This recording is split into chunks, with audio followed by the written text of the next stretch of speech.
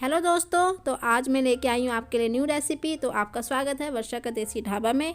तो आज हम बनाने जा रहे हैं गाजर का हलवा। और जो गाजर का हलवा है वो सबको बहुत पसंद होता है, चाहे बच्चे बूढ़े बड़े सबको गाजर का हलवा बहुत पसंद होता है। और गाजर का हलवा ठंड के दिनों में मोस्टली खाया जाता है। तो मैंने गाजर करीब 1 केजी के करीब लिया है। और गाजर का जो ऊपर का पार्ट है और नीचे का पार्ट है इस प्रकार से मैंने कट कर लिया है। कट करने के बाद हम गाजर को कसेंगे। जब भी हम गाजर को कसते हैं तो हम मोटे भाग से ही गाजर को कसेंगे। अगर हम मोटे भाग से गाजर को नहीं कसते हैं तो हलवा हमारा इतना अच्छा नहीं बनता है। तो जब भी गाजर को कसें तो मोटे ही भाग से गाजर को कसना चाहिए। तो इसी प्रकार से जो मेरे पास 1 केजी गाजर है वो मैं सारे गाजरों को कस लूँगी। तो 1 केजी के करीब मेरे पास गाजर था, तो मैंने सारे गाजरों को इस प्रकार से कस के और एक बर्तन में ट्रांसफ़र करके रख लिया है। गाजर का हलवा बनाने के लिए देसी घी का होना बहुत ज़रूरी है। और जो गाजर का हलवा है वो देसी घी में ही बहुत अच्छा बनता है। तो इसी प्रकार से मैंने देसी घी डाला है 3 चम्मच। और 3 चम्मच डालने के बाद जब घी अच्छे से मेल्ट हो जाए, गर्म हो जाए, तब हम इसमें डालेंगे जो हमने गाजर कसा हुआ है वो घी के अंदर डाल देंगे।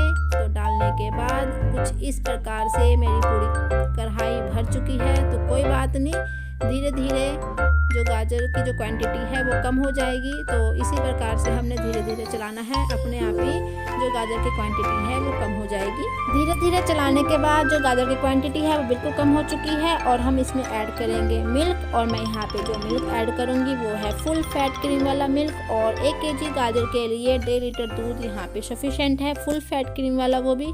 तो जो दूध है वो मैं गाजर के अंदर मिक्स कर दूंगी। और ध्यान रहे जब दूध जो मिक्स करें वो तेज़ फ्लेम में मिक्स करना है।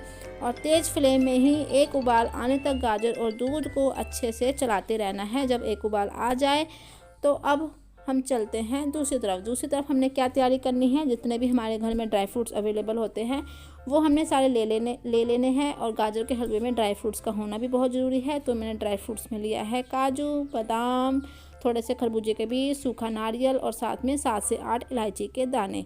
आप यहाँ पे किशमिश का भी इस्तेमाल कर सकते हैं। तो मेरे बच्चों को किशमिश पसंद नहीं है गाजर के हलवे में, तो मैं किशमिश यहाँ पे ऐड नहीं कर रही हूँ।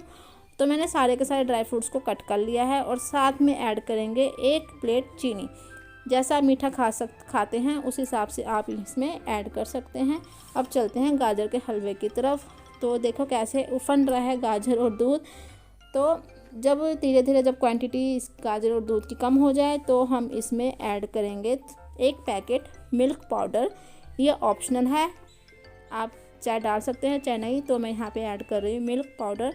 मिल्क पाउडर ऐड करने के बाद चम्मच की सहायता से हम मिक्स कर लेंगे मिल्क पाउडर को अच्छे से।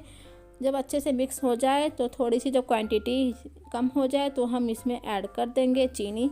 और ध्यान रहे जो चीनी है वो काफ़ी मात्रा में पानी छोड़ती है। तो हमने धीरे धीरे चलाते रहना है, क्योंकि लगने का डर रहता है गाजर और दूध को कढ़ाई में। तो हमने कंटिन्यू चलाते रहना है।